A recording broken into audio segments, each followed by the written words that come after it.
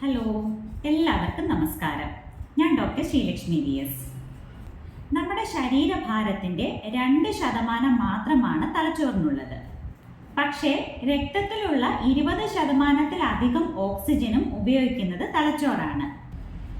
അപ്പോൾ തലച്ചോറിലേക്കുള്ള രക്തയോട്ടം തടസ്സപ്പെടുകയാണെങ്കിൽ അവിടേക്കുള്ള ഓക്സിജന്റെ വിതരണവും ഇല്ലാതാകുന്നു, കോശങ്ങൾ നശിക്കുകയും ചെയ്യുന്നു.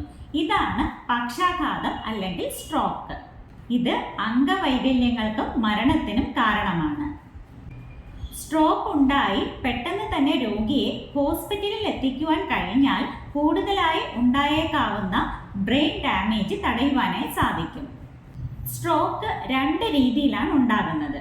അതിൽ ആദ്യത്തേതാണ് ഹെമറേജിക് സ്ട്രോക്ക്, അതായത് രക്തക്കുഴലുകൾ പൊട്ടി ബ്ലീഡിംഗ് ഉണ്ടാകുന്ന അവസ്ഥ. ഇത് പ്രധാനമായും BP കൂടി നിൽക്കുമ്പോഴാണ് ഉണ്ടാകുന്നത്. ഏറ്റവും അപകടകരമായ സ്ട്രോക്കും ഹെമറേജിക് സ്ട്രോക്കാണ്. ഇനി മറ്റൊന്നാണ് ഇസ്കീമിക് സ്ട്രോക്ക്. പക്ഷാഘാത രോഗികളിൽ സാധാരണമായി കണ്ടുവരുന്നത് ഇസ്കീമിക് സ്ട്രോക്കാണ്.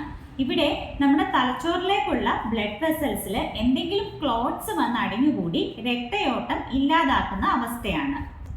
നമ്മുടെ തലച്ചോറിന് പെയിൻ റിസപ്റ്റേഴ്സ് ഇല്ലാത്തത് കൊണ്ട് ബ്ലോക്ക് ഉണ്ടാകുന്നത് നമ്മൾ അറിയില്ല. പക്ഷെ തലച്ചോറിലേക്കുള്ള ഓക്സിജന്റെ കുറവ് ബ്രെയിൻ ഫംഗ്ഷൻ മന്ദഗതിയിലാക്കുകയും പ്രകടമായ വ്യത്യാസങ്ങൾ ശരീരത്തിൽ ഉണ്ടാക്കുകയും ചെയ്യുന്നു. പിന്നീട് ഓക്സിജൻ കിട്ടാത്ത കോശങ്ങൾ നശിക്കുവാൻ തുടങ്ങുന്നു. ഇത് സ്ഥിരവും കഠിനവുമായ ഡാമേജസ് ബ്രെയിനിനുണ്ടാക്കുന്നു. അതുകൊണ്ടാണ് സ്ട്രോക്ക് വന്ന രോഗിയെ എത്രയും പെട്ടെന്ന് അടുത്തുള്ള ഹോസ്പിറ്റലിൽ എത്തിക്കേണ്ടത്.